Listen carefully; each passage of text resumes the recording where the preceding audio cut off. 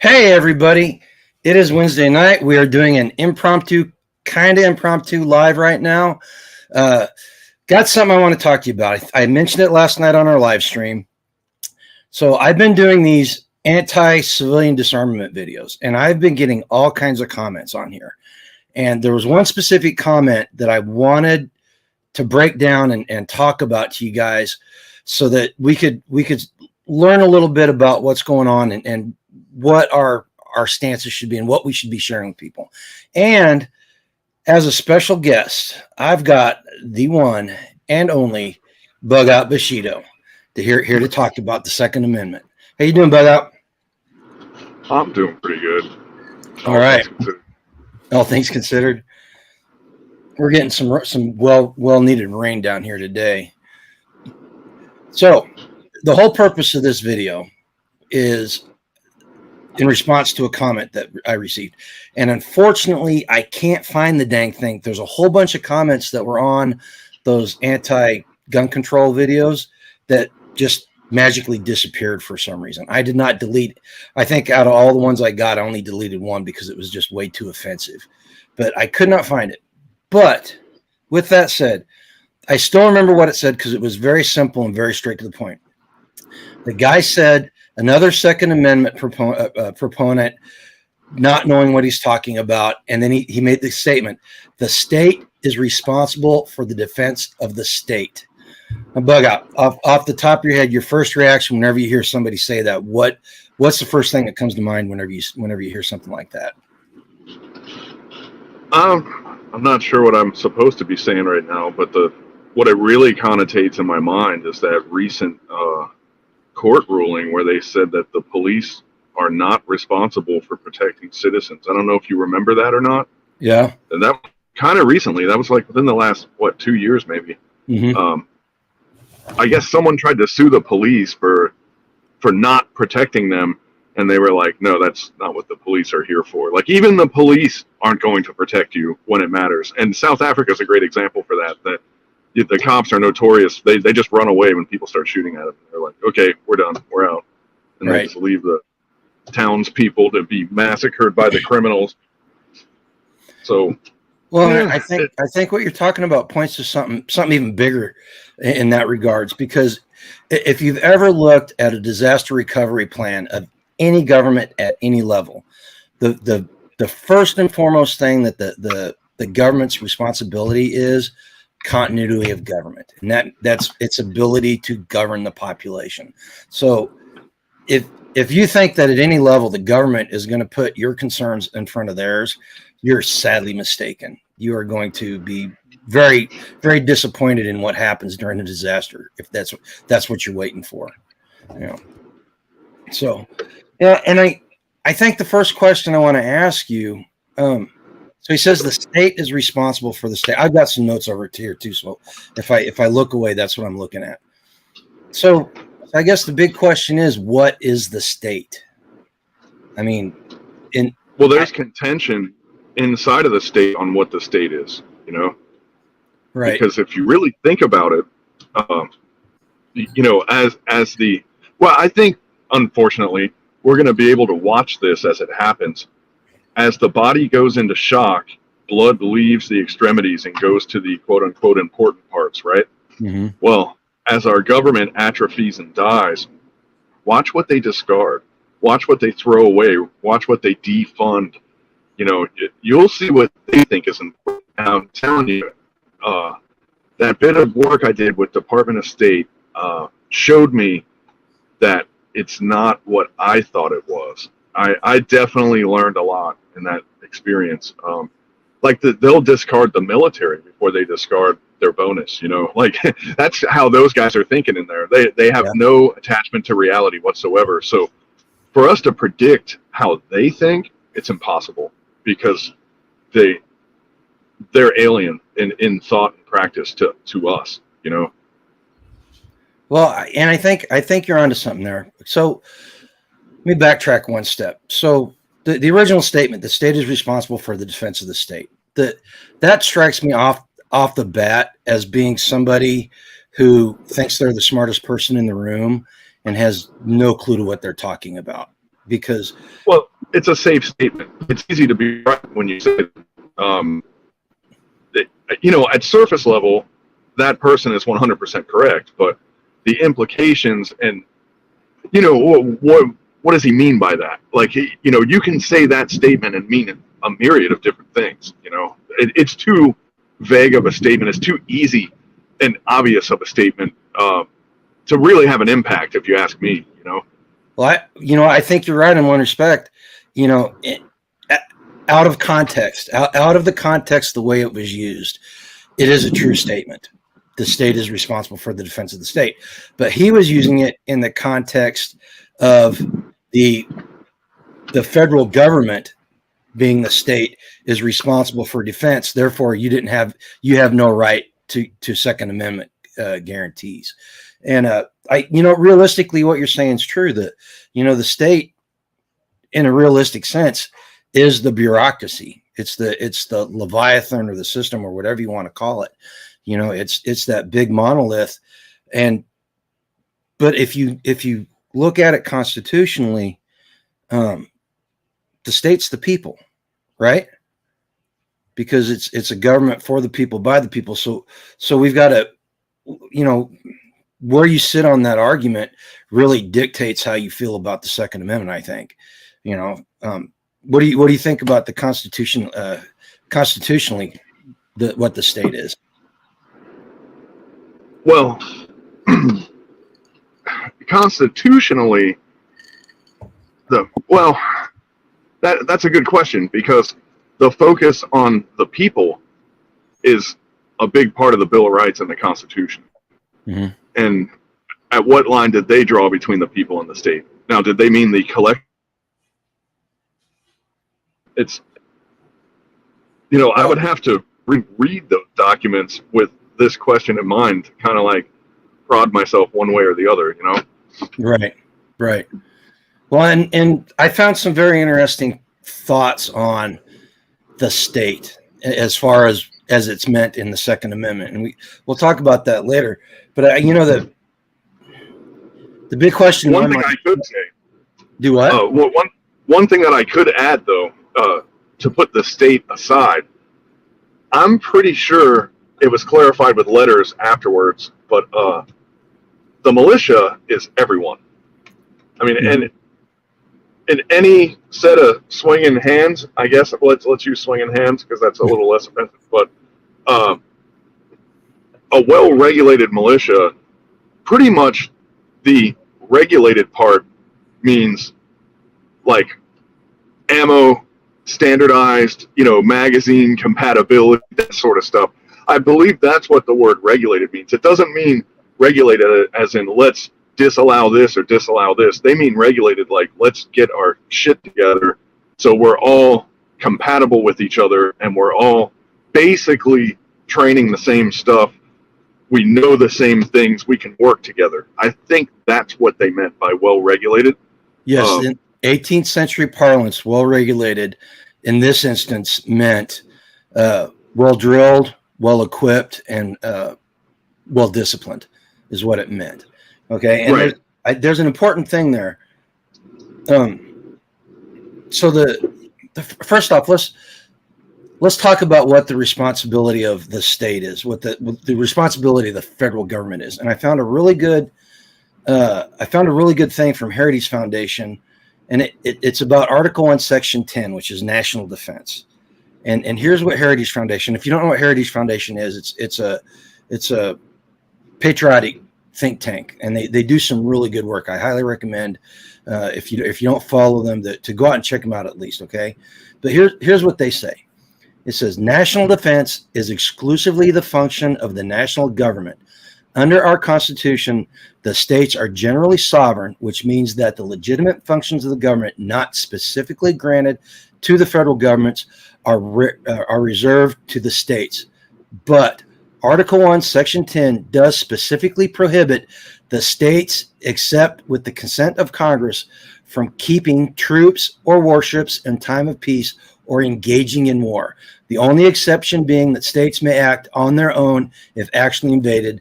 This was necessary because when the Constitution was written, primitive forms of communication and transportation meant that it could take weeks before Washington was even notified of the invasion.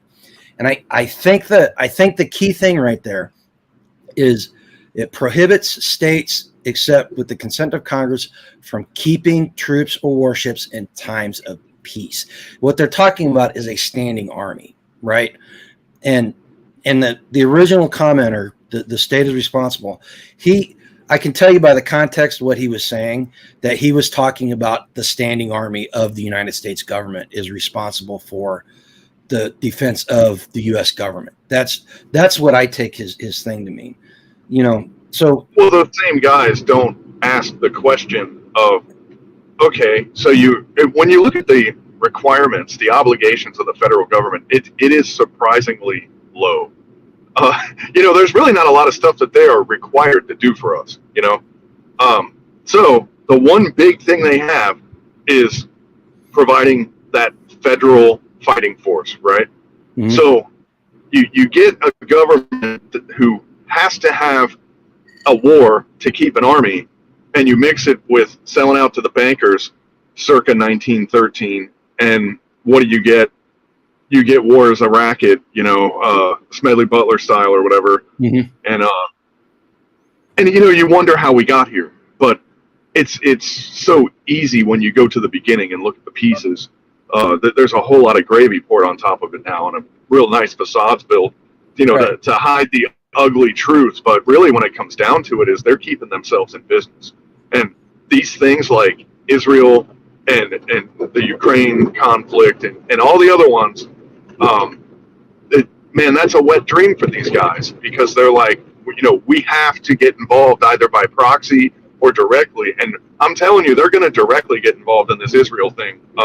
If people are worried about who's going to protect the state, well, they need to worry about the state is going to ask them to protect, because they're going to come get these people. They're going to pull them out of their houses, and they're going to put them on a bus to the free haircut, Yeah, there were some comments last night on our live about mama bears protecting their babies from the draft if it comes out. But you mentioned the militias earlier, and it's segues really good into the next note that I had. What is the militia? Now, Article 10, Section or U.S. Code 246 is entitled Militia, Composition, and Classes. So here's what the Constitution says, or the U.S. Code says about militias. The militia of the United States consists of all able-bodied males at least 17 years of age, and except as provided in Section 313 of Title 32, under 45 years of age who are or who have made a declaration of intention to become citizens of the United States, and of female citizens of the United States who are members of the National Guard. The classes of militia are, and here this is important. And I think a lot of us miss this. The classes of militia are: one, the organized militia, which consists of the National Guard and the Naval Militia, and two, the unorganized militia, which consists of the members of the militia who are not members of the National Guard or Naval Militia. Now, at the outset of the country, the National Guard was basically the state-sponsored militias, right? And it transformed whenever the federal government started taking it over more. But it says right there what you said earlier, able-bodied males at least 17 years of age and under 45 who have made a declaration or intention of becoming citizens. So the Colin Noir shirt that says, "I am the militia," is 100% correct. So what are your thoughts on that differentiation between the organized militia and the unorganized militia? Wait, keep talking to me 1 minute. Okay, I will keep talking. So the reason why I think this is important, folks, is because one of the major pushbacks against the Second Amendment, and we hear it from the anti-gun crowd, is, well, the National Guard is the militia, therefore you do not need your guns. You do not need to worry about being in militia. But it says right there in the U.S. Code, Section 246, the unorganized militia, which consists of members of the militia who are not members of the National Guard or Naval Militia. So that's everyone. That's almost all of us guys in here. And Title 32, I could probably fall under Title 32 and probably be considered part of the militia. Okay, so while Bug Out is on mute, let's take a look at this. Okay, so I'm showing you this. I found a couple of really good quotes in regards to what the founding fathers thought about a standing army versus a militia. The first one, and they're both rather lengthy, which is why I put them into these slides so that you guys can see them. So the first one is from George Mason at the Constitutional Convention of 1787. Right, so this is well after the American Revolution, and they were trying to figure out the responsibilities of the government. All right, so what he said was, "No man has a greater regard for the military gentlemen than I have. I admire their intrepidity, perseverance, and valor. But when once a standing army is established in any country, the people lose their liberty. When, against a regular and disciplined army, yeomanry are the only defense, yeomanry, unskilled and unarmed, what chance is there for preserving freedom? Give me leave to recur to the page of history to warn you of our present danger. Recollect the history of most nations of the world. What havoc, desolation, and destruction have been perpetrated by standing armies." So he flat out told members of the Constitutional Convention, this is the risk that we're running into. This was him talking about the military industrial complex even before Eisenhower was even a thought, right? So, well, but okay, that's a read. I admit. I disagree with a small part of what he said, because I think every country should have a standing army, but the size and scale of that army is where the debate lies, I think. Well, and you would be in good company with that comment, Bug Out, because the founding fathers saw the need to have a standing army, which consisted of a cadre of trained professionals that could train the militias whenever the time comes. And it wasn't until after World War I that we saw the advent of hundreds of thousands of people being under arms as a standing army in the United States. And it goes back to what you were talking about, 1913, selling out the bankers. So I think, like I said, you would be in good company because the founding fathers stopped the thing. Yeah. And like, for example, I'm using recent years here. Well, recent to us anyway. Like the 70s and 80s, which were largely peacetime years, and now there was some stuff that kicked off. Don't get me wrong, but for the most part, they were mostly peaceful years, to put it in a CNN sense. Right. But large army in peacetime, discipline and morale takes a beating. A small army in wartime, discipline and morale takes a beating. A large army in wartime, that's where discipline happens, and a small army in peacetime can maintain discipline also. This is my rule of thumb observation. I'm not saying I'm a pro. I don't have any documents to back that up, but I've seen some things, and we've been in this shit for a long time. Right.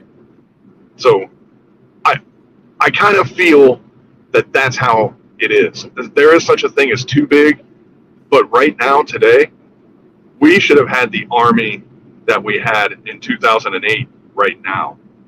We should have that surge army today, and we don't have it. For what they're trying to get us into, they have no idea how these generals could have no ideas beyond me, but they have no idea what they're getting themselves into right now. No, we're going to lose this. That's what happens whenever you put politicians in charge of the military.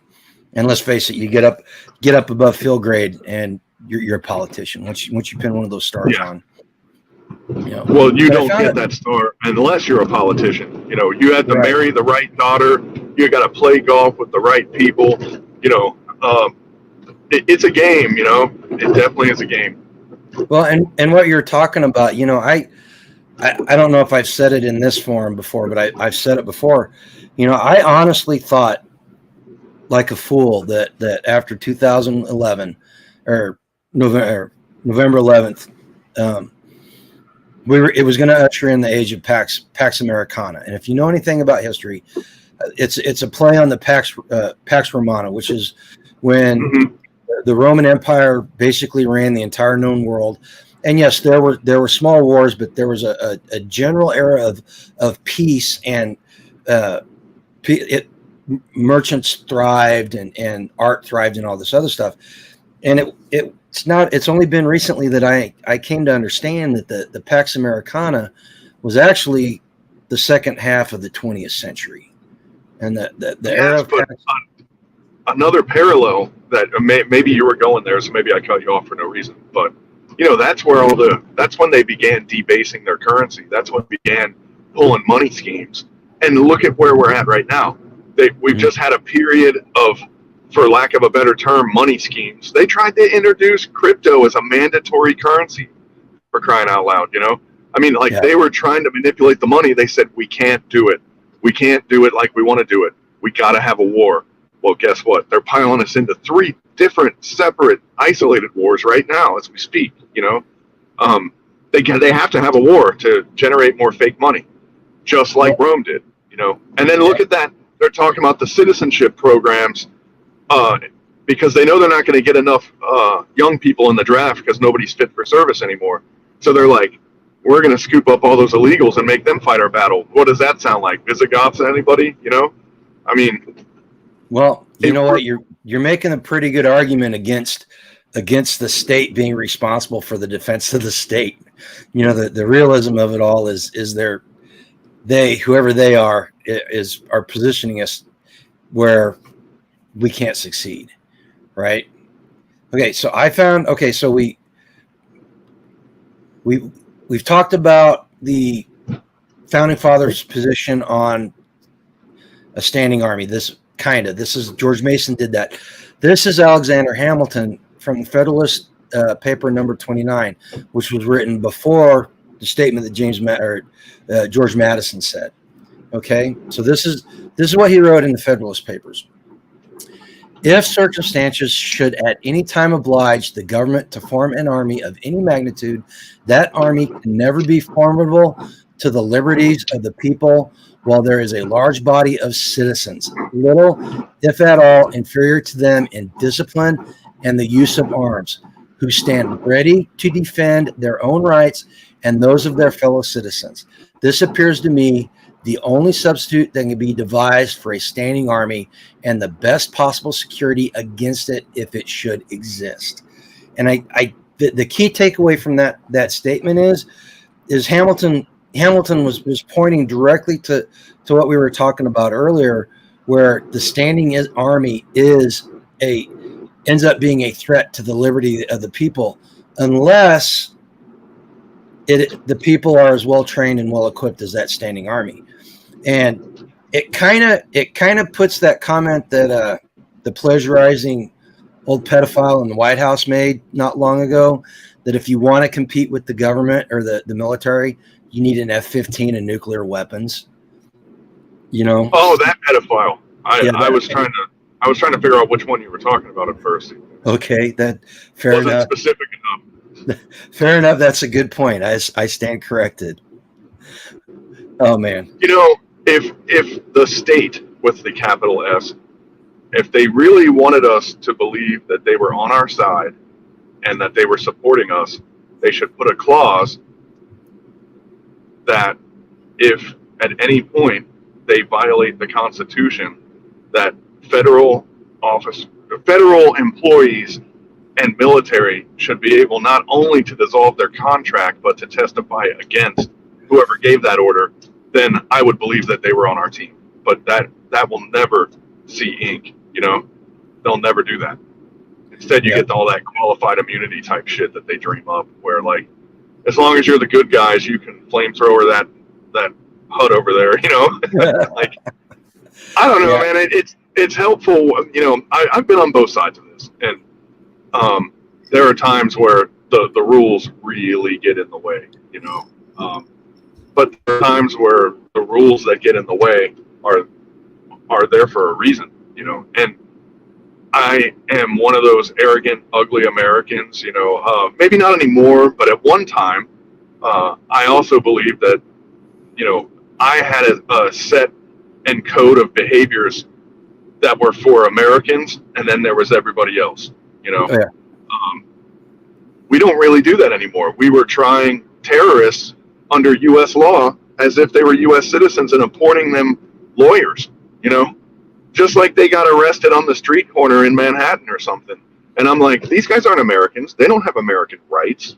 They don't, we've gotten so far away from who qualifies for these protections and privileges and rights. They don't even understand that. Like, how can they understand that they are in service of you and not you in service of them? They've lost the entire way down the left-hand path. I can tell you across the board, when I was a DOD employee, I tried to be a good steward of everybody's money, and I tried to be a good guy in the government. And unfortunately, good guys in the government don't last very long, because they get burned out and they wake up in the morning like I did, wondering how I could work for the beast. Hey, before we go on, everybody in chat, if you guys got a question, feel free to ask it. Just put a Q colon in front of it, and we'll throw it up there. If you got any comment or any question that you want to ask and you want us to talk about it and explore it, feel free to do it, because I've kind of been ignoring you, and I didn't mean to. It's just this conversation is flowing really well, So if you guys got anything to say, go ahead and post it there. Well, okay, correct me if I'm wrong in this. I think that the quotes that I gave and us talking about the state and what the Constitution and U.S. Code says, I think we've made a pretty solid argument that the Founding Fathers and the Constitution was not meant to have the United States government was not to have a great, big, huge standing army. And the Founding Fathers were against it. And like I said, they realized it was a necessary evil. Both you and I, between the two of us, we have served in 4 of the 5, 6 if you include the Coast Guard branches of the military. I guess there's 7 now, aren't there? Well, even they don't know that. No, I did a contract under Space Force, and they have, at least at that time, I'm talking 2018, like right before the coup, they had no idea what they were doing. So, like, I think it's just a bunch of people that got money in a fancy uniform. But, one thing that you were saying, I don't think they were against a standing army. I think they were indifferent to a standing army. I think that they didn't really see this as an issue at all. They were like, if we need one, we'll make one. If we don't need one, well, we don't need one. I think that was their attitude about it. Okay. It would be like us talking about engine hoists, where it's like every man should have an engine hoist. And we could say, well, yeah, you definitely want to have a friend that has one, but like most people don't really need one unless everyone gets into building muscle cars, and then you might want to buy one. I think that's how they felt about standing armies. Okay, let me rephrase my comment then. So they saw the relevance of them, but they also saw the danger of having it. Yes. Yeah. Okay. All right. And the price tag involved. Right. You gotta keep me honest here. You gotta keep me on my toes, so I'm not saying something out of line. Okay. The big opposition that almost any country has against a standing army is the price, and that's the thing we forget about now. Like, people would raise armies, in the medieval and early Renaissance days, and the army would fall apart because they couldn't afford to feed them anymore. Mm-hmm. I mean, that was common back then. Now, with the age of opulence, we forget what a burden that a military actually truly is.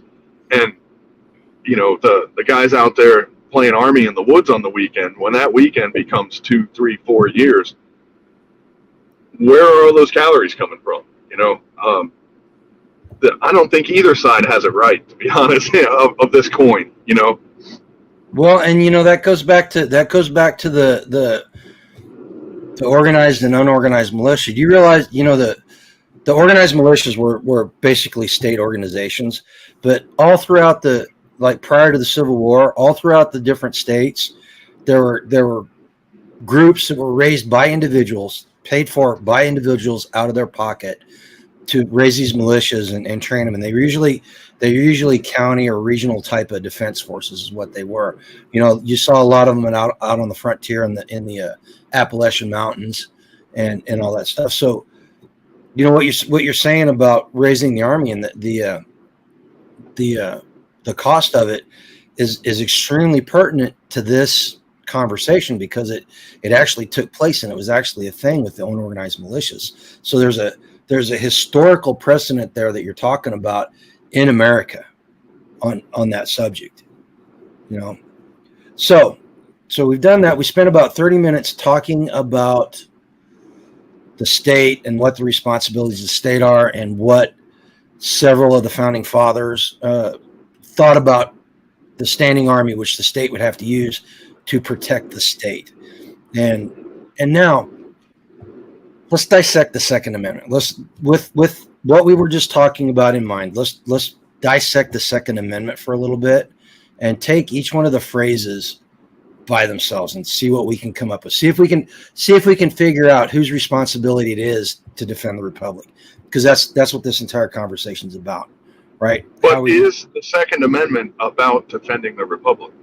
That's my first question.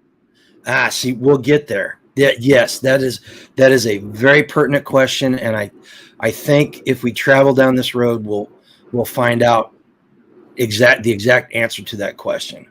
All right. So first off, let me pull this back up. So everybody's got what we're talking about. Okay. So there's the Second Amendment. That is the Second Amendment to the Constitution. It says, a well-regulated militia being necessary to the security of a free state, the right of the people to keep and bear arms shall not be infringed. Okay. Oh, oops. Hang on a second. I just fumble. Yep, I just spilled ice water all over my computer. Hopefully it doesn't blow up. Oh. So let's get this off here. Bear with me.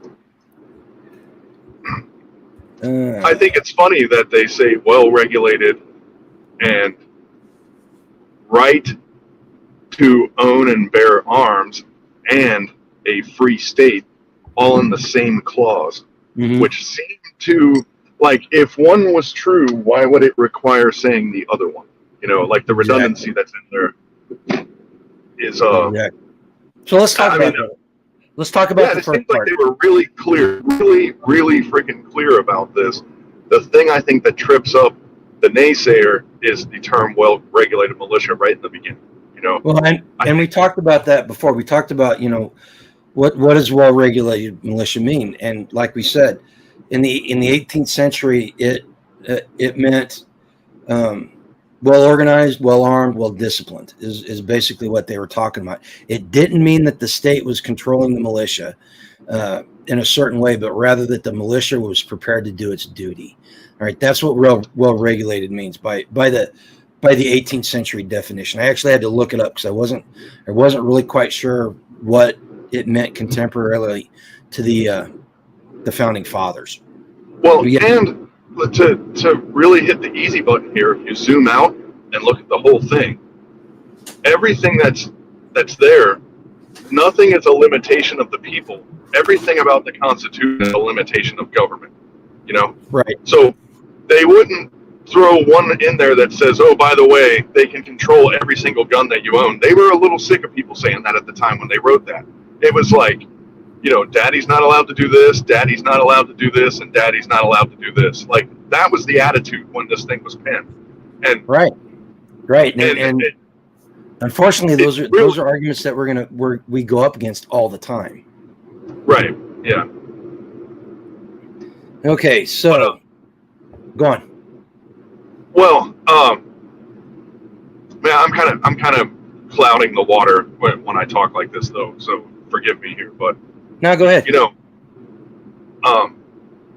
the entire existence of the Second Amendment, the addition of it, and the reason why it was number 2. One, you should be allowed to talk about it. That there's your First Amendment, and then the Second Amendment immediately following it is like you should be able to back up what you say, or what you believe. So if you look at it that way, because I'm still zoomed out here, why would they only want you to have a hunting rifle? Or why would you only be able to have a double-barreled shotgun like your reptilian pedophile in power wanted us to have before, we should have mortars and machine guns, and we should have battleships. They were really big on the Navy at the time because they didn't have an Air Force yet. God forbid they had an Air Force, what this thing would say. Like, we would have bomber planes in our backyard, Like, I want an anti-aircraft gun on my roof. I should have that, Ernest Hemingway, if you go to Key West and you go to his house, he has cannons on his house. And it's like, I want that. Why can't I have that? But no, we have been the opposite of well-regulated. We've been well-regulated by the government, and they flipped that script and used it against us, So Corn Pop wants to know, is the 2A designed or put into place to carry out Thomas Jefferson's quote about trees and proper irrigation? And by the end of this, you're going to have a definite answer. You will not be able to come up with any other answer but the right one in this respect, as far as I'm concerned. And what do you think of his question, though? There. Well, I do, but when I read that, the wisdom and the foresight that these guys had it's pretty mind-boggling if you think about it. To have that many enlightened people in the same room has it happened in our lifetime? I don't think it has. We've had a couple of bright shining stars there, but they always get outnumbered and outvoted and silenced by the loud, stupid ones, which I hope I'm not setting an example of right now. But here's what I wonder. What gave them that insight? What did they look at and base that off of? With these opinions that they had, and the tree of liberty and all that stuff like Corn Pop was talking about. I wonder what case examples they referenced to use that to say, we need to include this, people need to know this, because eventually this thing's going to peter out and die, and eventually our system is going to become corrupt. They knew this going into it. It wasn't they thought it. I mean, it was like they guaranteed it almost. If you read all those letters, it was like, they were like, man, we got this thing running. It was like when you were a kid and you fixed that 64 Malibu, and you're like, well, it's running today. Like, let's go hit all the parts we can before it breaks down again. That was their attitude with this government. They knew it was going to fail eventually, and they put these safeguards in place to get it back and reboot the system. And I agree with you. The genius of the founding fathers, in my opinion, is that they wrote the Constitution in a way that it could be amended, because they knew that they were human beings, they were men, and they were flawed, and they knew that anything they come up with was not going to be perfect. So they gave us a way to amend it in a manner where we weren't doing it willy-nilly just on a whim, right? They were doing it. And I think the three things that influenced them the most. Number one, they were all students of Western philosophy in the Greek tradition. They were all well-read from the Greek philosophers. Number two, they were very knowledgeable about English common law, which was based off of that Greek philosophy. And then number three was they were all religious men. Now they weren't. I don't want to go into the conversation about their religious affiliations, but don't believe people when they tell you that they were all deists, because they weren't. They were God-fearing men, and they believed in the Judeo-Christian worldview for the most part, and that tempered their thoughts about the Constitution. And then you got to understand, whenever they wrote the Constitution, they were coming off 8 years. 8+ years of conflict, and before that, 40+ years of tyranny underneath King George. So they had decades of experience with bad governance and what a tyrannical government looked like, right? Well, and another thing that kind of support your case here, somebody today, regardless of their proclaimed religion, if you were born and raised in the United States, you think and behave and believe in a Judeo-Christian doctrine, whether you know it or not. So if it's true today with the diversity that we have in this country, imagine how true that was a couple hundred years ago. It was only more true at that point, you know. So they, even if they weren't God-fearing, they were following the pathways established by Christianity, you know, because that's what the country was founded on. I mean, that's kind of obvious to me too. You know, okay, and that's like, you don't have to be this religion to flourish here, but those were the guidelines that they put in the structure of the government. You know, it's just so Charles asked a question. It's kind of a sidetrack here, and Corn Pop's got one too that takes us down the same path. What happens when it is amended to be something repugnant? I think I cut out. Well, the ability for us to fix it. Look at what was the Prohibition? 19th Amendment? Was that the Prohibition? 20th Amendment. Anyway, we have the ability to amend the bad stuff out. But you bring up a good point, Charles. You know, I don't trust the Convention of States. I just don't trust them, period, because I see the way people think, and it could be very easily to pass something through a COS that is contrary to the original intent of the Constitution. It'd be very easy, you know. And then Corn Pop asks, so where and how was the original design and meaning of the Constitution get sidetracked into what it is today? What do you think about that? What do you think about that? Here, let me put it back up so you can read it if you can see. Well, I think like shingles, you lay one problem and solution on top of another, and I think piece by piece and line by line, it becomes something else. Like you say, I'm going to buy this house and I'm going to fix it up, and it's going to be like this, you know.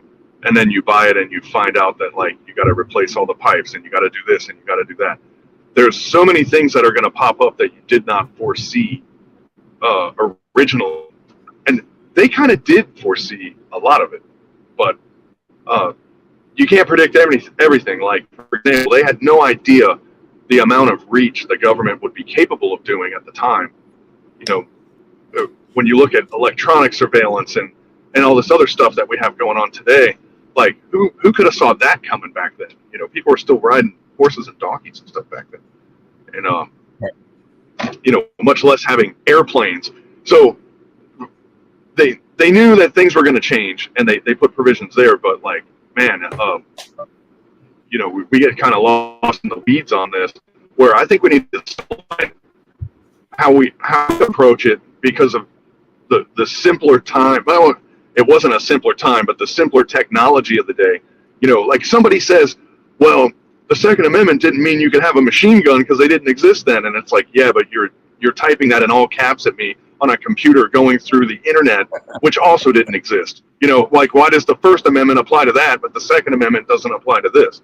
Like, it's never apples for apples. It's always apples and oranges to these guys, you know? Like, we either have to adapt and evolve our perception to fit today, or we need to get rid of our perception of today and keep it. It has to be consistent, I guess, is what I'm saying. I think I might have got lost in the weeds. You cut directly to the reason why we're having this conversation, why I wanted to have this live stream, because the anti-gun arguments, the anti-2A arguments, by and large, are illogical and nonsensical. Just plain and simple. You cannot take a stance of disarming the civilian population and have it make any sense in a logical or reasoned manner. It just can't. It's an emotional question. Now, Ghetto asked a question. Let me find it right quick. Okay. Now, Ghetto, we're going to come back to your question at the end of this and see and let's see if we answer your question by the time we get there. Okay. I'm not ignoring you. I just it's what you ask is pertinent towards the end of the conversation. All right. Bottom. Okay, so we've discussed what a well-regulated meant, and we went over what the militia was: 17 years of age, less than 45, citizen or intent to be a citizen, or a female citizen of the United States who's a member of the National Guard. The two classes are organized and unorganized. Okay, the next phrase in that is being necessary to the security of a free state. Okay, now the big question here is, what type of security do you think they're talking about, Bug Out? If you can't hold it, you can't keep it. Okay. Piracy was still a thing back then. There were still brigands in Europe. They were, look at Scotland. There were bands of, robber clans and stuff. The world was still wild back then. And what they were saying is, you have to stop someone from taking your shit. You can't. Well, maybe you could rely on someone else, but the best first responder for your problem is you. And I think that's what they were getting at there. Right. I think that there's two principles from my readings that I was doing on this. There's two principles that I came up with, and you hit the first one spot on, nail on the head type of stuff. The first principle is defensive use to protect local residents against attack and invasion. Like I talked about earlier on the frontier. Militias were widely used on the frontier to protect against Indian attacks. During the French and Indian War, the militias protected the frontier against the invasion of the French from Canada. The second one, and this is pertinent in the fact you look at what they had just been through and why they had just waged an 8-year war against the crown. It also meant physical protection against government overreach. I mean, if you look at the list of grievances in the Declaration of Independence, is the exact reason why, or what they were trying to secure against, right? The 21 reasons in the Constitution. It serves as a deterrent against national tyranny. So I think we have to look at both those whenever we're talking about the security aspect of the Second Amendment. Not only is it looking from external threats, it's also looking at internal threats from the government itself. Okay, now this is an interesting question, and I want to hear what your comment or thoughts on this is. What does free state mean? And it's kind of if you think about it, it's a lot deeper question than what it seems on the face of it. Well, one, you have to go back to the big buzzword of the time, which is liberty. Liberty, I believe, if you have it, that was important to them and what they meant by a free state. So, there is a price for freedom. Freedom isn't free, I guess. That's, people have done that one to death, but it's true. A free state is volatile in respects because, there's a balancing act. It requires discipline and maturity to have a free state. I should be allowed to basically do whatever the hell I want as long as I'm not hurting someone or destroying someone's property or, committing theft or whatever. If I'm not creating a victim, I should be allowed to do whatever I want. Now, that is the libertarian's definition of liberty. But it also is true to what we're saying. Like, nobody can save you from yourself except yourself. And, a free state is like the market's free. I think that's probably where you were going to go with this, is the free market stuff, which I think there should be a free market, which I also think we don't have a free market anymore. Right. And I think Goof was a direct, blatant assault on the free market, and it tried to eliminate the middle class. Like, we got a lot of stuff going on right now, man, that if we had this conversation 5 years ago, we would not have had these bullet points to throw in here. And it's pretty wild to think that history has changed so fast right under our noses, and most people aren't even thinking about it. It's frightening.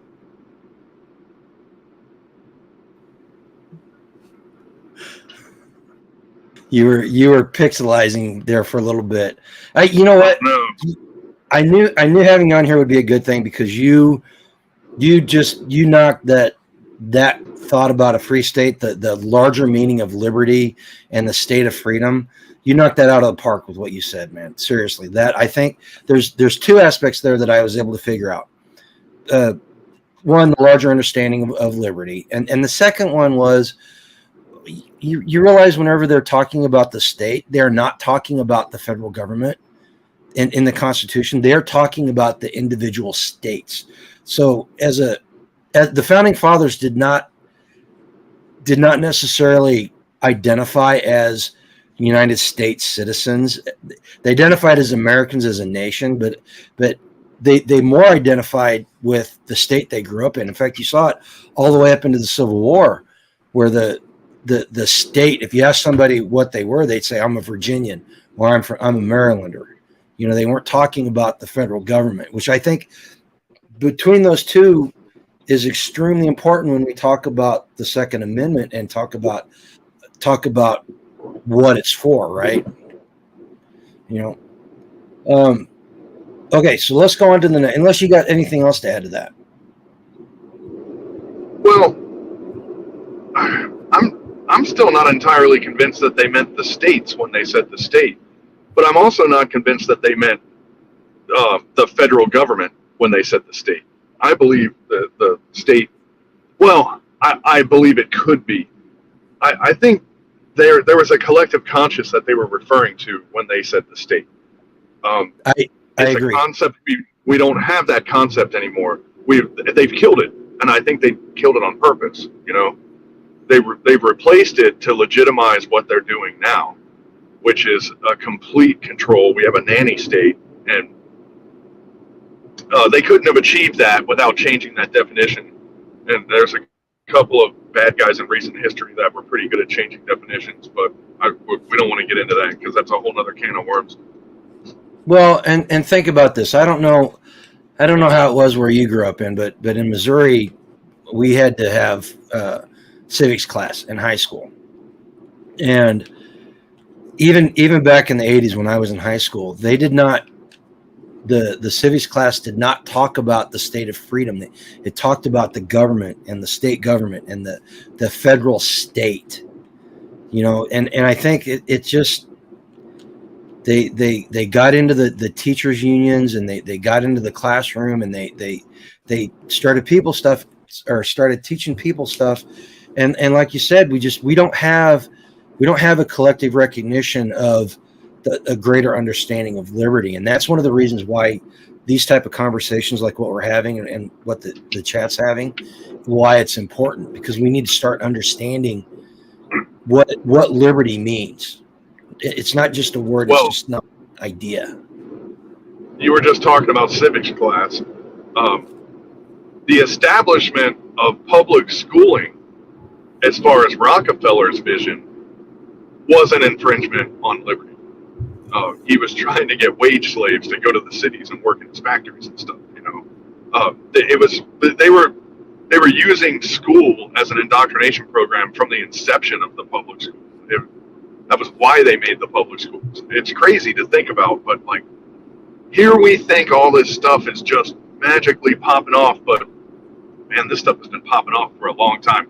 Like yellow dog journalism, going back to old high school history class. I remember having to memorize yellow dog journalism, and I was like, God, people must have been wild back then if they had people just making shit up. But look at what we're dealing with now, Yeah. Like, that's all we see anymore. And it's like, we got 3-4 channels of news on cable television, and they disagree with each other, but they all follow the same talking points, and they're all owned by the same people. And it's like, are we really getting news, or are we getting narratives?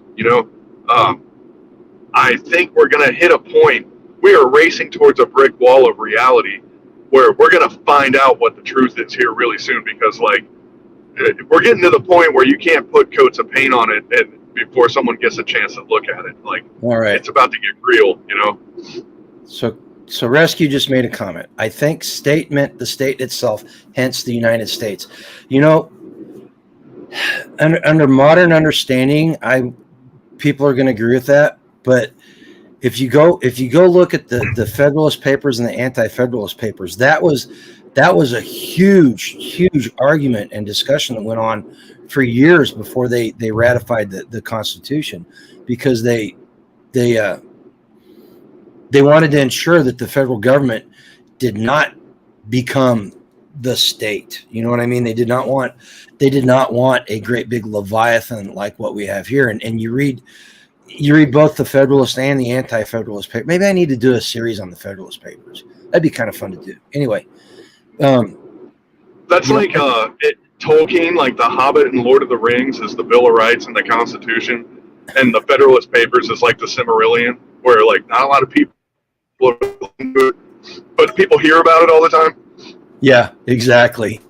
And it's from reading both of them, it's about the same amount of dryness in both of them.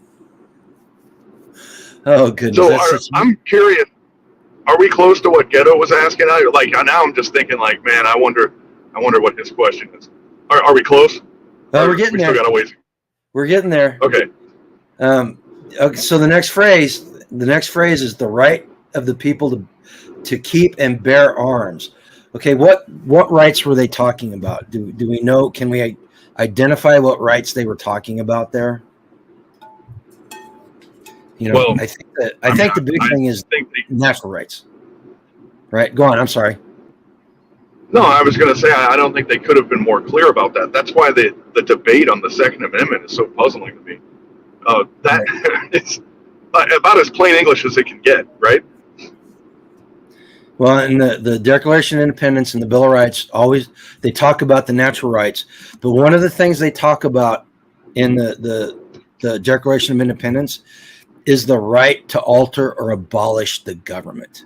Okay, now this is where we get into a part of the discussion where we have to qualify this, because while we're sitting up here, we are not advocating any violence. We're not advocating anything illegal. With that said, though, this conversation is going to take us into places where the government's going to say it's illegal to overthrow the government. We see that there are people sitting in prison right now for just talking about it, not actually trying to overthrow the government, just making it look like it in some strange, bizarre, liberal way. Are you referring to those Hamas supporters that stormed the Capitol? Oh wait, no, none of those guys got arrested. No. You're talking about the other guys. Right. But they did. The founding fathers made it very clear that the people have a right to overthrow and abolish the government if it's not working within the constraints limited by the Constitution. Just plain and simple. And the YouTube censors can take that for whatever they say or whatever they want to say, but it's the fact. Okay. Okay. So the right of the people. Okay. Now who's the people? Bug out. Are they talking individual or plural there? Well, I don't think. Right. Now you just broke up on us. No, I said I don't think it makes a difference one way or the other. I think it universally applies. Yeah, I think in a sense that you're right. In the modern parlance, though, there's been some discussion about whether the Second Amendment is a collective right or an individual right. And the next part, what are the arms they're talking about? Just guns or more? The District of Columbia versus Heller spoke directly to that question. Is it an individual right or is it a collective right? And so Scalia wrote in the response to Columbia versus Heller, the court asserts, or the court asserted has the, I'm sorry, let me back up. Arms, the court asserted, has the same meaning now as it did in the 18th century. Anything a man wears for his defense or takes into his hands or uses in wrath to cast at or strike out another, including weapons not specifically designed for military use. All right. And I think that goes right directly to the question: is it collective or individual? The Supreme Court said it's an individual right. So that kind of shoots the idea that it's a collective right, that we can't own guns because my militia. Okay. Right, but however, let's say you're a state. Okay. Throw a name. Let's go with Utah. Let's say, right. Okay. So as an individual, you are allowed to have and maintain arms. So I'm a 1900 farm boy type. I give me a musket and a tomahawk and probably a pistol, let's say, and I'm like, okay, I'm doing pretty good, right? But now the collective state, now we're talking something different. But it's a paradigm, and they both exist at the same time, but they don't necessarily supersede each other. Now imagine that there was a loosely organized defensive militia, and they said, hey, where your farm is, you got a really nice hill with a really good vantage point there. We're going to put a cannon up there just in case. Can you maintain that cannon for us? Make sure the bronze doesn't patina off and clog the fuse hole. And you're like, yeah, sure, I can do that. Okay, I got a comment in response to that, but first, we got somebody backstage. We got Steve Scuba. What's up, man? Glad you could make it. Being so late, I doing my duty and working on the farm. There you go. Okay, in response to what you just said, there, bug out. You realize up until the 1930s, you could mail order a machine gun, and I'm not talking a Thompson. I'm talking a belt-fed Lewis gun or a Maxim. Yeah. You could buy those, and the whole, and you still see it today, even after Heller versus District of Columbia. You still see the argument about how there's no individual right. This was not an issue. The left likes to point back to a decision in 2008, which was Chicago versus I can't remember who it was. Anyway, but they say 2008 is when they said there's an individual right. Well, the reason why it was decided in 2008 was because for over 150 years, 160 years, there wasn't a question about if it was an individual right. It was just understood that it meant an individual right. Steve, your thoughts since you came in, put you on the spot? No problem. Well, I would say you're absolutely right there. And, in order to understand how they could even get away with questioning whether that was an individual right, we got to go way beyond just the government and start looking at some of the unelected bureaucratic agencies like the Department of Education that had their hand to play. They pretty much took away any kind of education about civics and about what our rights were supposed to have meant and what the founders intended when they wrote the Bill of Rights. So it took decades and at least probably 2 or 3 generations of people that were either mistaught or weren't taught what the Second Amendment right, before they could even address, trying to take away the right as an individual right.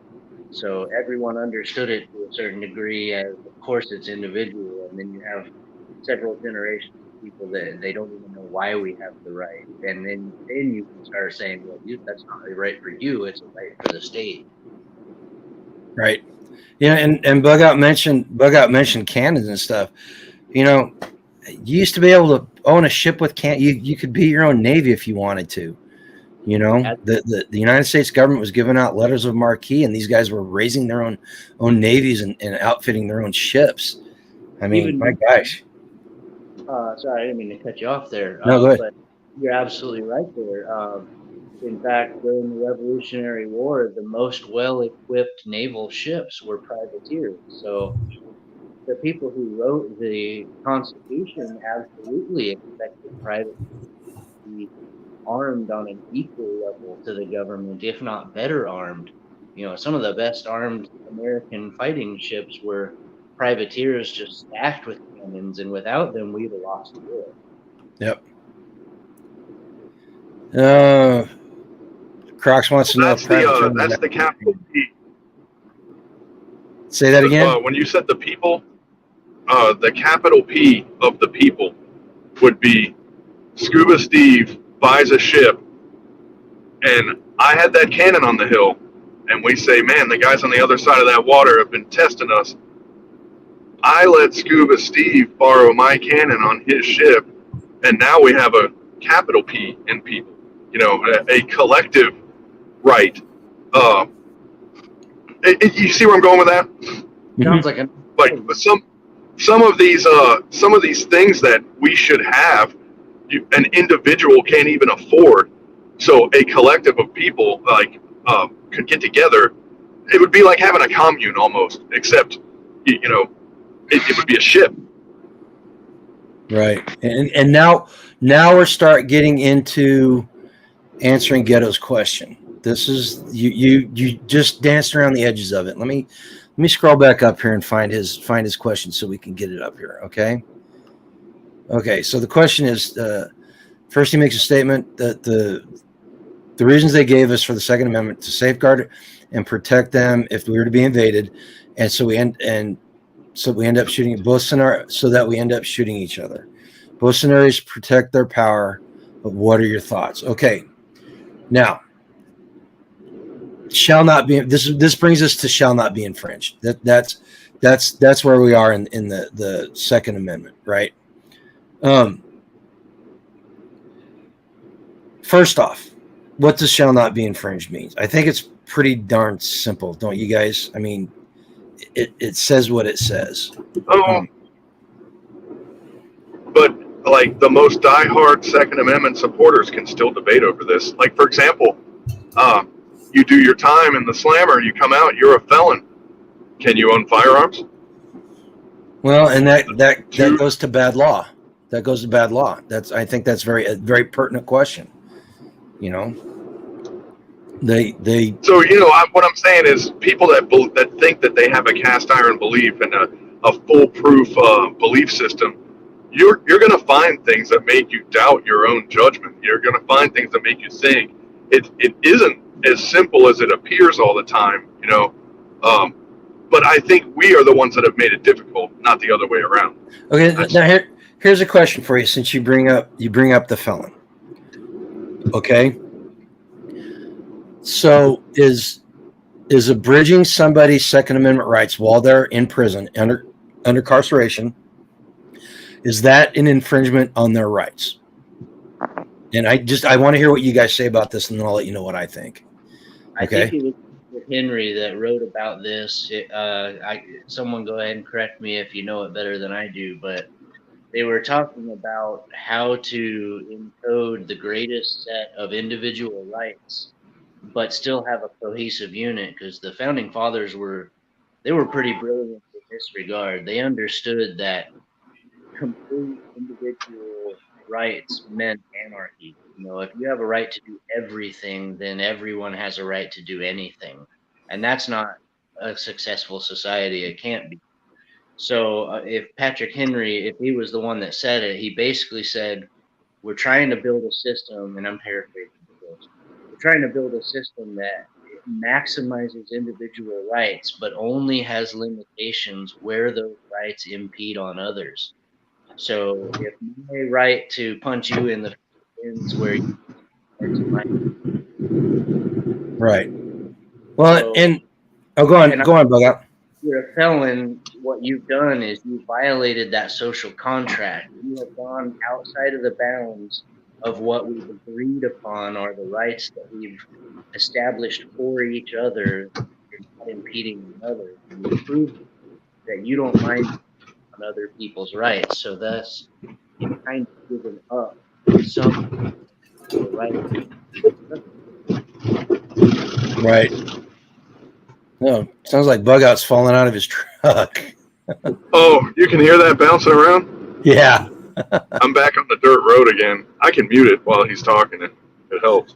No, that's fine. That's fine. No, I think you're absolutely right, Steve. I mean, the social contract is the prime thing right there whenever we start talking about felons, because the founding fathers understood that in order to have a perfectly functioning republic, that we had to have a social contract, kind of an unwritten set of rules that we all live by. They talk about it's a republic if you can keep it, and it's meant for moral and upright people. And I think that's been lost on everybody. They use the you're infringing on felons' rights, you're infringing on prisoners' rights by doing that. No, what we're doing is we're abridging them until they're done serving their time, and then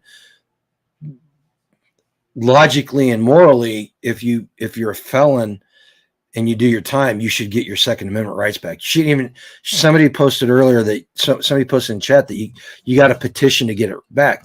I don't even think you should have to do that. You serve your time, you're done with your conviction, you should get it back automatically. You shouldn't even have to ask for it. But much like everything else on the path of governance, the penal system has become for profit. So rehabilitation is not the end goal anymore. Profit is the end goal.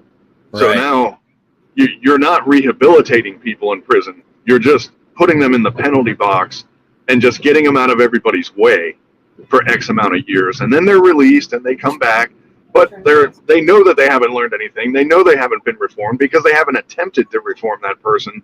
So they're like, well, he can't have his rights back because if he violated someone before, he's going to do it again because he hasn't learned anything in here. All he's done has been put in timeout.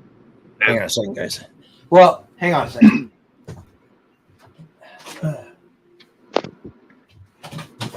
An invasion of a cat.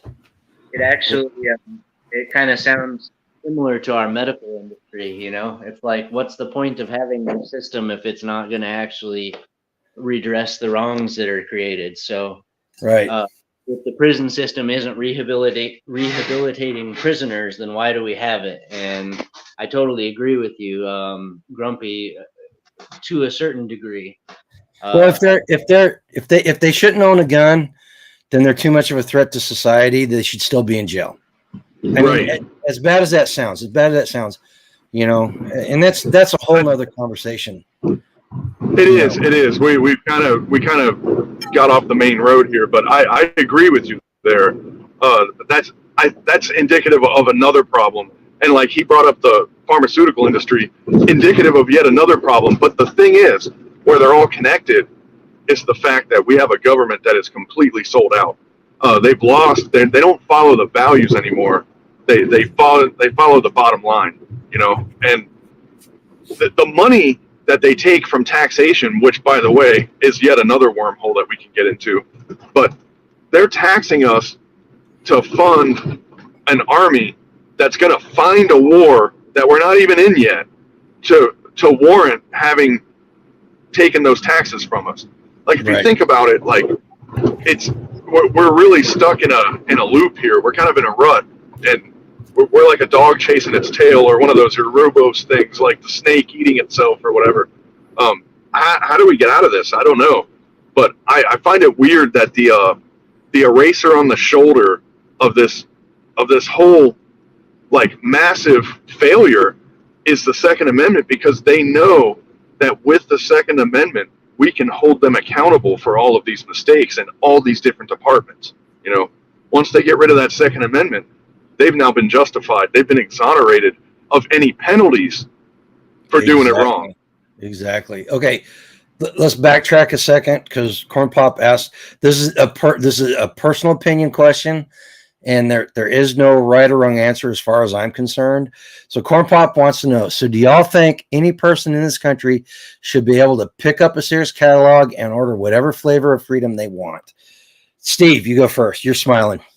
Funny, many years ago, I was having a Second Amendment argument, and someone asked me a similar question. They said, so you think you should be able to go to Walmart and buy a rocket launcher? And I was like, no, if you bought it from Walmart, it'd be from China. But, so yes, absolutely. You know, I take it back to, I guess if you want to understand a thing, you need to understand the purpose of a thing. So I look at the Constitution as, why did they even write it in the first place? And they wrote it in the first place because they understood tyranny, and they understood freedom, and they had a plan, and they had an ideal for a nation, and they had an idea that they could create a nation of freedom. And inside of that ideal, they understood that you would need to protect those freedoms. Man, I looked up a bunch of quotes, and I wish I could have gotten here earlier to bring a few of them up, but there was a list of quotes, and actually it was on ammo.com. I'm not affiliated or anything, but they had a great list of quotes from the founders talking about exactly that. And you know, the founders' intention for the Second Amendment was so that we could overthrow our government.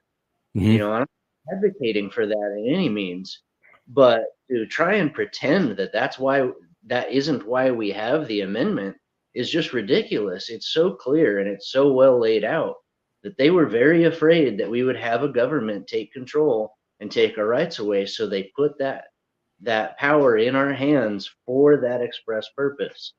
So with that being said, knowing that those same people armed private citizens to the teeth to go and fight for their freedom, it's absolutely clear the intention is that we should be able to be armed on an equal level with any military force on earth, including our own.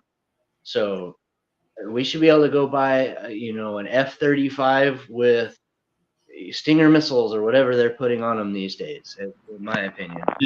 Yes, but now we're getting to the free state clause earlier, which is with that freedom comes the responsibility.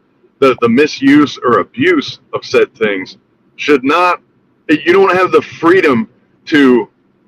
You have the freedom to own responsibly these things, but you don't have the freedom to be Godzilla in Tokyo just because you have a tank or a rocket launcher. You know, I think that's the part that the liberal doesn't get. They think that the Second Amendment means you can get a flamethrower and go to a preschool and just start kebabbing people or something. Like that's not what it means. It's actually a heightened level of responsibility and not a lessened level of responsibility. Right. And I'm going to qualify a little bit of what you said, Steve, because I agree with you up to a certain point. Having worked with the Nuclear Regulatory Commission, working around nuclear weapons and doing all that stuff, I think you should be able to get anything that the government has, but there's a point whenever you need to start following certain certifications and stuff, because I don't want Bubba down the road to have a nuclear bomb. Sorry, just not something I want happening. And I don't want Korea and China and even America to have them either, but they do. Yeah. And so I don't disagree with you, but again, it's like Bug Out said, it comes with a great responsibility, and I don't mind if someone is trained enough on how to handle nuclear. Why not? If our government can be trusted with it, so can an individual. And there also may be a time where the culmination of your pursuit of the freedom to obtain these things, you might even have an obligation to your community to commit to using them. If you have a sword,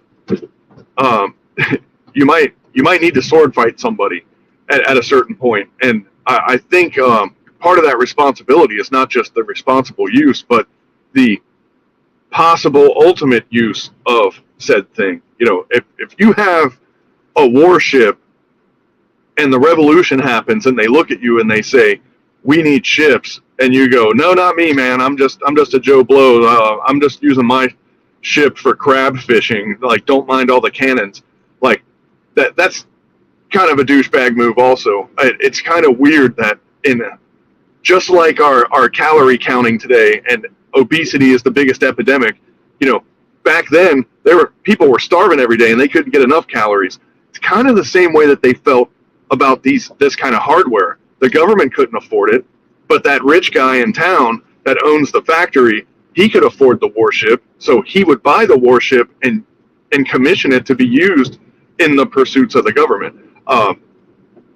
If you had a tank in your backyard, there might be a time where someone expects you to use it to the benefit of the people.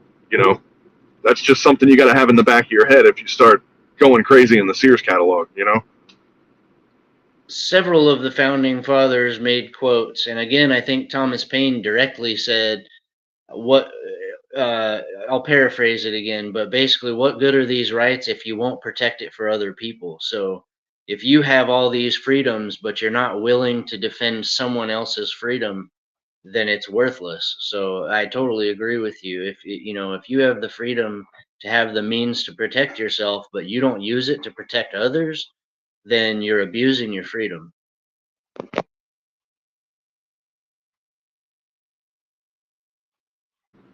Yeah, the responsibility of freedom. That's exactly what I was kind of getting at. Not always fun, you know? Not at all, but it's a price you pay for having that freedom. You compare, especially at the time of the writing of the Constitution, you compare what they gave to us in the form of freedoms, try to put a value on that compared to what anyone else on earth had at any point in time leading up to that. And that's purchased. It's not something given away for free. It's afforded to you for free, but it comes at a cost at some point. And if you're not willing to pay that cost, then you don't deserve that freedom.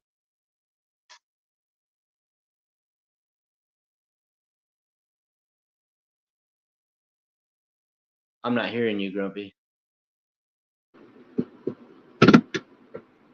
I don't hear him either. You're muted, Grumpy.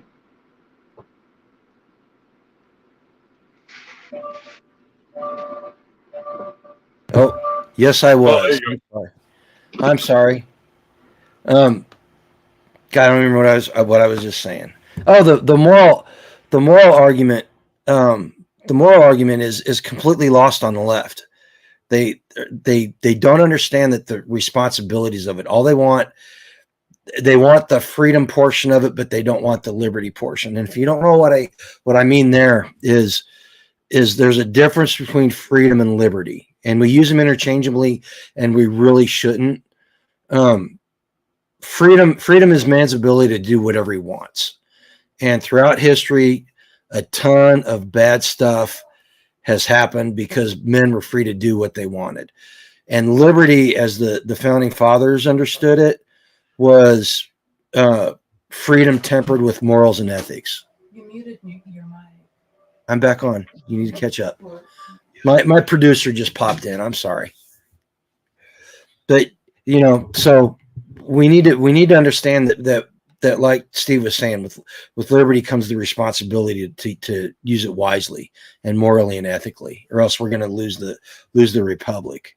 We get down to the end of the conversation. There's three things that I got from my researching this topic. Number one, the founding fathers were devoted to the militia. All their writings and the way the Constitution is written is they were leaning towards the militia, and they said that the people were the militia. They flat out said that. The second one was the primary justification of the Second Amendment was to shy away from needing a standing army because of the militias and people's rights not being interfered with. And the third one is the common law right to bear arms in self-defense of your person arises from the basic tenets of the Second Amendment. All right. So it's the people are the militia. It's the militia's responsibility to defend the state of freedom that Bugout was talking earlier, and out of that right or that responsibility to defend that state of freedom, we are afforded the individual right to bear arms for self-defense and other matters not relating to getting rid of a tyrannical government. Do you think I'm too far off base there? No, I think you're absolutely right with all those points. But I would take one extra step to add to that and remember that every one of the founding fathers, as they were writing that, they weren't writing it as a right from the government. It was a right given associated with the human being created by a creator or your God. So, in their eyes, there was no chance for a government to usurp that power because the government was not the all-powerful creator that they all believed in. Absolutely. Right. What about you, Bugout? No, he got it. Okay. That kind of answers the question: whose responsibility is it to defend the republic? I mean, I think we kind of covered it and got it down to brass tacks. You know, it's our responsibility. It's everybody in this chat's responsibility to become part of the militia. Do your part, and not everybody's going to be a trigger puller. Not everybody's going to be out there marching around the green and taking on the redcoats, but everybody's got a part to play in this, right? Okay, now we talked about McDonald versus the city of Chicago and how the Supreme Court ruled that it was an individual right that muted into a collective right whenever the militia came in. Here's something, since we're talking about arguments, people that make arguments against the Second Amendment. This is one I found, and I found this through a lot of websites and a lot of like legal talk. All right. So there's an argument made that the Second Amendment was only meant for white men, so it should be relegated to the racist dustbin of history. And I want to hear your thoughts on that. Does the Second Amendment only apply to white men because they were all racist slave owners? Yes or no? And I can do this one real quick because I got to go after this. Okay. But right as the United States was formed, I believe the collective freedom was a work in progress. The vision that they wanted and what they had, how do we get there from here, I think is what they were dealing with. But you look at it was Vermont that almost immediately abolished slavery the second that the country was formed, right? Mm-hmm. It was the direction they wanted to go. It's kind of like us saying, well, we want to go to nuclear power, or we want to go to an alternate fuel source besides petroleum, but yet everyone's using unleaded in their cars and stuff. You know, we're kind of at the same block. They wanted freedom for everyone, but society was not at that point yet. You know, but that was the ultimate goal, I think. You know, so they were kind of stuck in the middle, but they knew the direction they wanted it to head. That's what I think. Okay.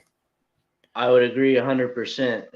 Anyone who thinks that the founding of this country was based on racism hasn't read anything Thomas Jefferson wrote. I'll more or less leave it there. Anyone that believes Thomas Jefferson was a racist is just a moron and doesn't know anything, frankly.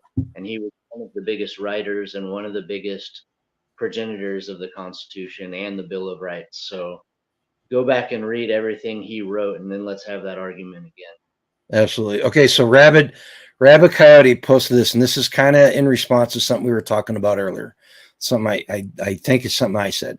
Freedom means you are unobstructed in living your life as you choose. Anything less is a form of slavery. And yes, but going back to what I said, the founding fathers didn't talk about life, freedom, and the pursuit of happiness.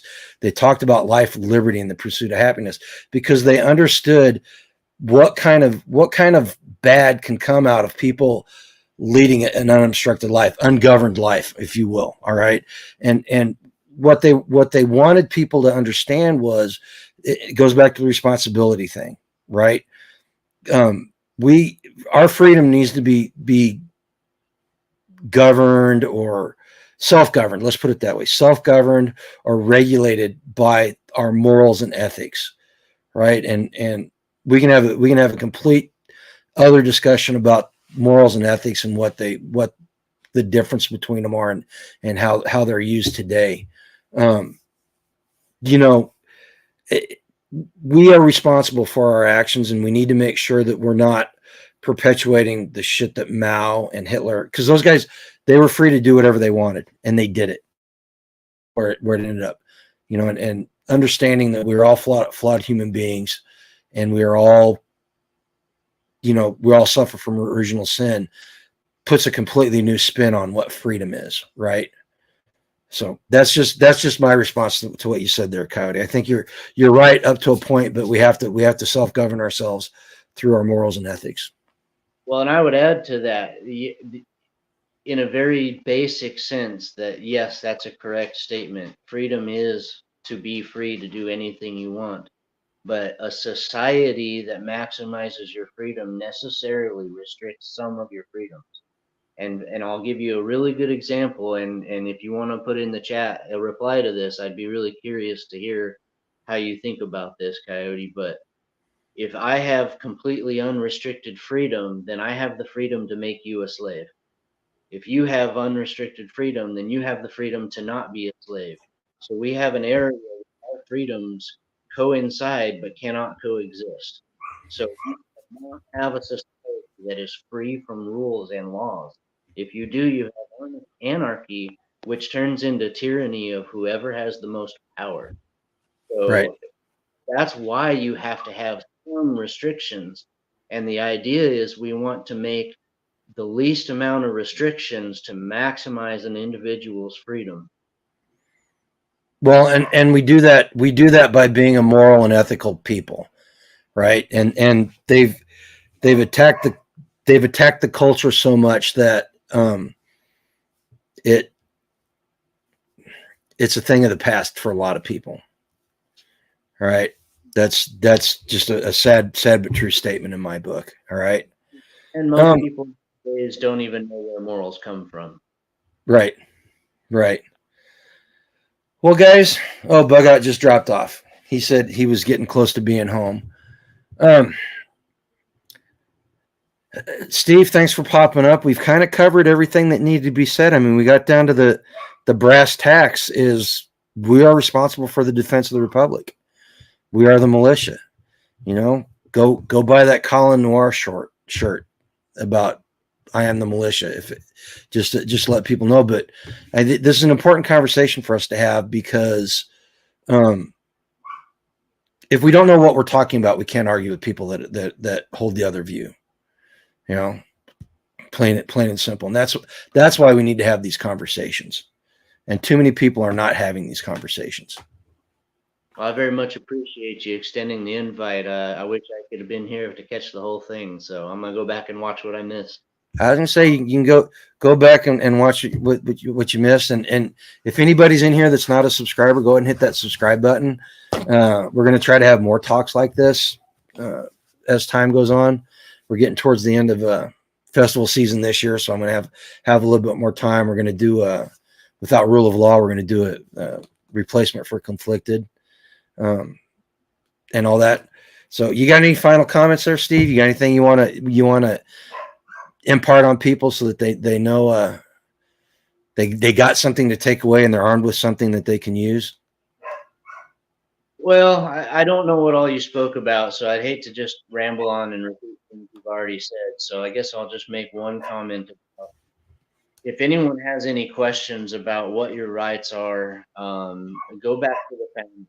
And if you haven't yet read the Federalist and Anti-Federalist papers, you probably are lacking in understanding about the purpose of all of the rights that we have.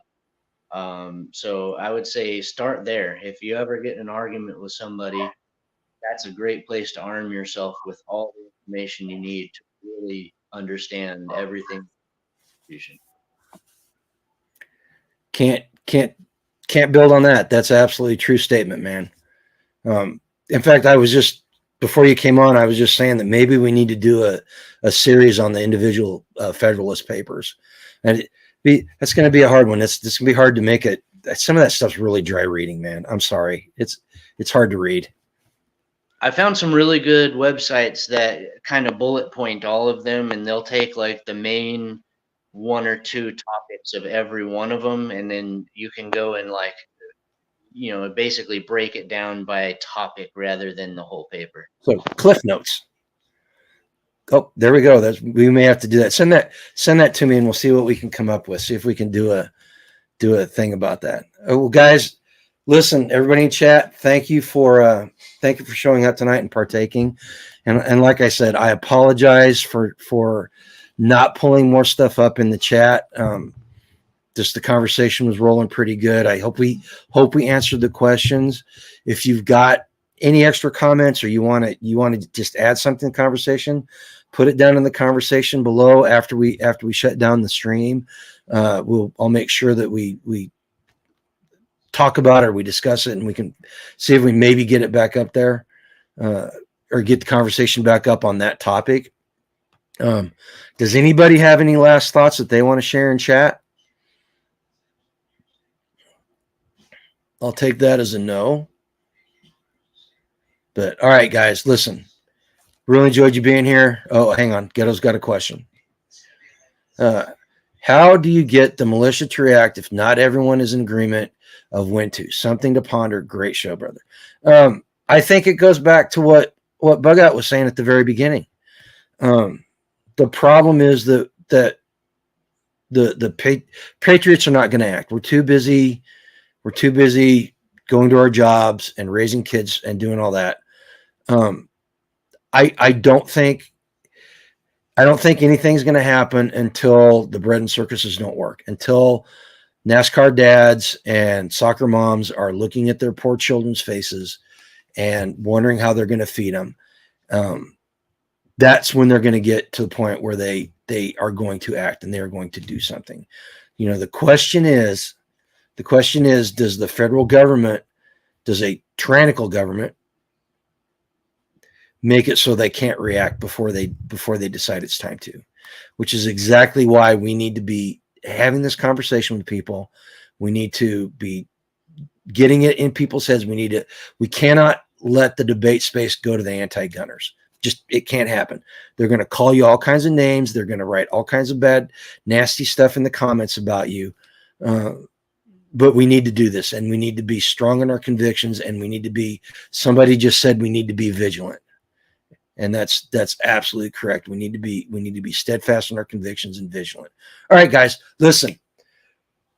We're going to be at Kentucky Sustainable Living this weekend. Don't forget, if you go there, first person that mentions the Saker mini chainsaw, it's yours. I want it. We're going to give that away, okay? And we hope to see everybody there. Hopefully, cross our fingers, we might be able to do a live stream on Saturday to talk about it. We don't know. We don't know until we get there, okay? With that said, go out tomorrow, take care of yourselves, and live a life done free.